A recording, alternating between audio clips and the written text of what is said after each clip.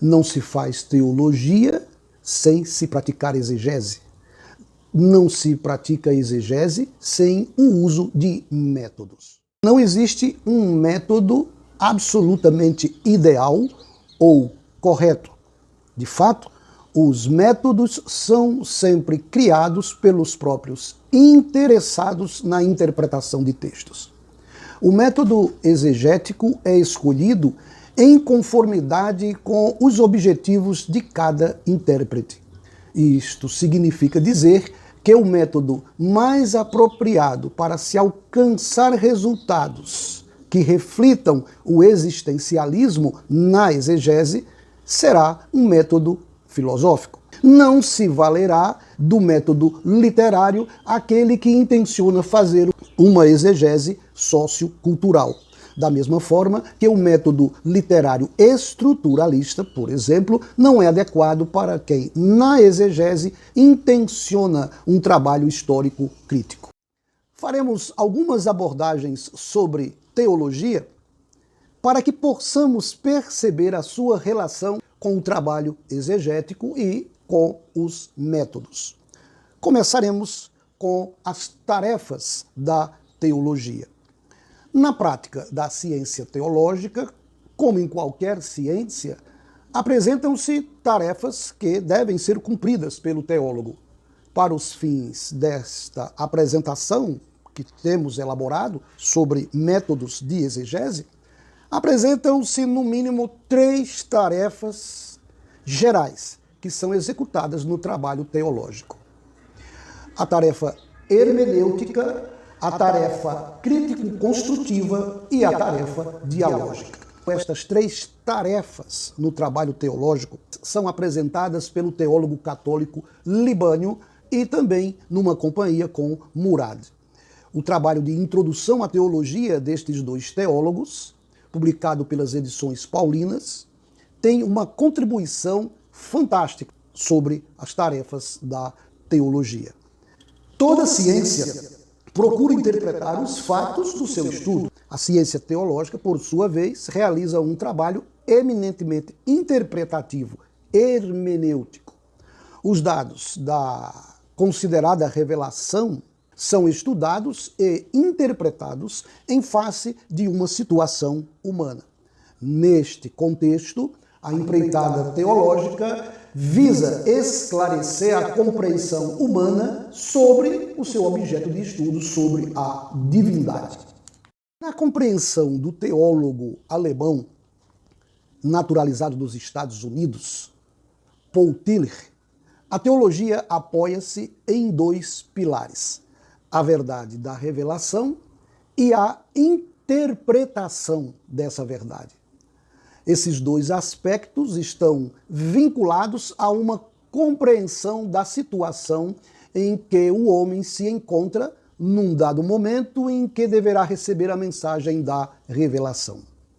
Na verdade, temos aqui um tripé: verdade, interpretação e situação. O teólogo precisa conhecer estes 3 fatores se quiser conseguir êxito na tarefa hermenêutica. Situação, como um polo de todo o trabalho teológico, não se refere ao estado psicológico ou sociológico no qual os indivíduos e os grupos vivem. Diz Tillich, ela se refere às formas científicas e artísticas, econômicas, políticas e éticas, nas quais se exprimem as suas interpretações da existência. A situação, continua Tillich, a qual a teologia deve falar com relevância, não é a situação do indivíduo como indivíduo, e não é a situação do grupo como grupo. Teologia não é nem pregação, nem aconselhamento. Isto diz Tillich em sua teologia sistemática. Consulta-se a situação do homem para se conhecer as suas perguntas existenciais e só assim podem ser apresentadas respostas teológicas a esse mesmo homem. não é uma atividade de interpretação da mensagem por si, mas antes uma interpretação da mensagem porque perguntas lhe foram feitas de antemão. Este é o chamado método da correlação, elaborado por Paul Tillich, no qual as induções existencialistas parecem estar bem presentes.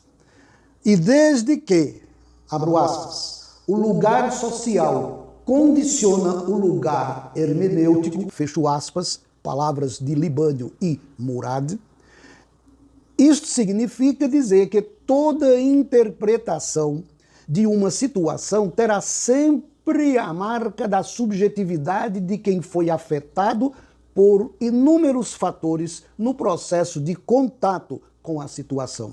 Toda hermenêutica encontra-se, pois, condicionada.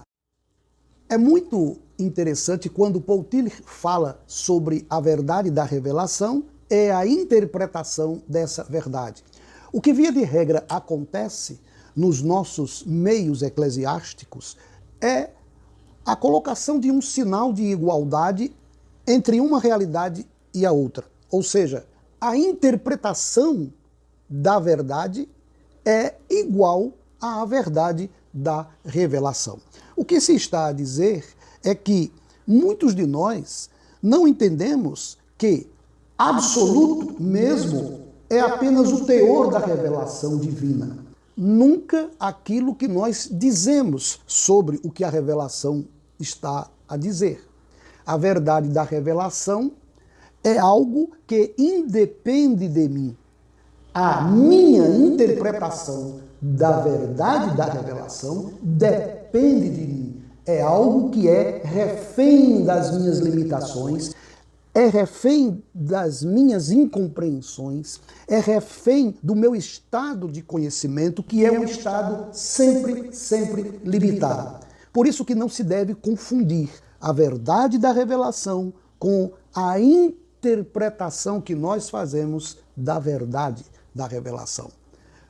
Tantos confrontos, tantos conflitos existem, quantas tentativas acontecem de tornarem uma só coisa estas duas realidades. Os homens se confundem, os homens entram em situações difíceis quanto aos seus relacionamentos eclesiásticos por conta, muitas vezes, desta compreensão equivocada de que aquilo que é por si interpretado é igual ao que a revelação diz em si. A revelação é absoluta. Minha interpretação é e sempre será relativa. Relativa a tudo quanto eu sou. E o que eu sou? Um ser humano inacabado, imperfeito, limitado. Portanto, sempre passível de erro naquilo que interpreto a respeito de qualquer verdade que extrapola a minha realidade. Temos a próxima tarefa, chamada tarefa crítico-construtiva. Duas funções básicas são da teologia: a função de criticar e a função de construir ou reconstruir. Essas duas funções precisam caminhar juntas, nunca dissociadas. A crítica sempre deve visar a reconstrução, nunca a destruição. A crítica deve acontecer para desconstruir, nunca para destruir apenas. Desconstruir para, em seguida, reconstruir. Este é o momento no qual o teólogo, já tendo chegado à interpretação do texto, instala uma nova perspectiva sobre a própria situação humana. Situação esta que apresenta questões que orientam a busca de respostas na interpretação do texto. Esta é a tarefa crítico-construtiva. A terceira tarefa da teologia diz-se tarefa dialógica. Chama-se dialógica pelo fato de ser a tarefa teológica que se refere à comunicação entre o teólogo e o seu interlocutor. Pode-se dizer que esta tarefa acontece concomitantemente ao momento crítico construtivo. Não há como isolar essas duas tarefas teológicas, ou seja, a tarefa crítico-construtiva e a tarefa dialógica. No momento em que uma acontece, a ação das outras, em maior ou em menor escala, é vigente.